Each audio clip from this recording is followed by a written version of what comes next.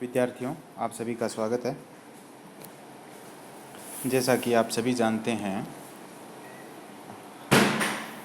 महाविद्यालय के YouTube channel पर हिंदी साहित्य की क्लासें लगातार ली जा रही है। उसी श्रृंखला में आज हम एक कुछ नवाचार लेके आए हैं।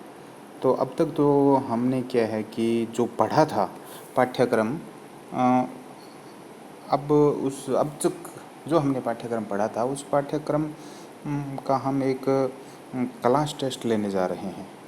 तो उसमें दो तरह के प्रश्न होंगे, एक तो लघुत्तरात्मक प्रश्न होंगे, एक विवेचनात्मक प्रश्न होंगे।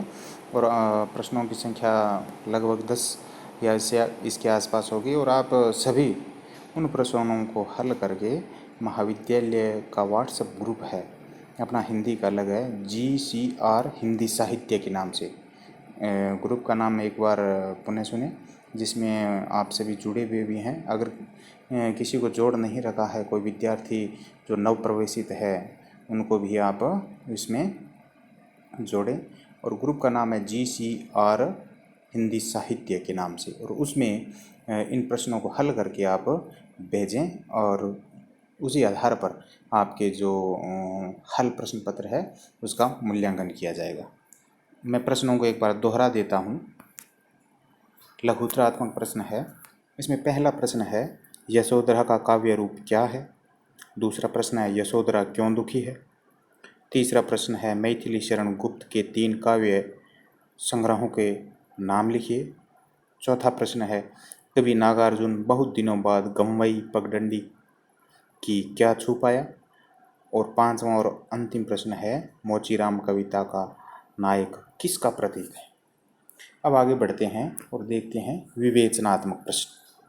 विवेचनात्मक प्रश्नों में पहला है, मोचीराम कविता का मूल भाव स्पष्ट कीजिए। दूसरा प्रश्न है, धूमिल की काव्य की सामान्य विशेषताओं पर प्रकाश डालिए। रामदास कविता का मूल भाव स्पष्ट कीजिए। नागार्जुन का काव्य आमजन की पीड़ा को समर्पित है, इस कथन की पुष्टि कीजिए। पांचवा और अंतिम प्रश्न है, यशोधरा काव्य की मूल संवेदना अपने शब्दों में लिखिए। सभी विद्यार्थी इस प्रश्न पत्र को हल करके और महाविद्यालय के जो व्हाट्सएप ग्रुप है GCR हिंदी साहित्य पर भेजें। और उसके बाद आपके द्वारा किए गए प्रश्नों का मूल्यांकन, जो हल किए आपने उनका मूल्यांकन होगा। और इसी श्रृंखला में हम क्या है कि जितना पाठ्यक्रम पढ़ेंगे उसके बाद उनका एक टेस्ट लेते जाएंगे। सभी का धन्यवाद।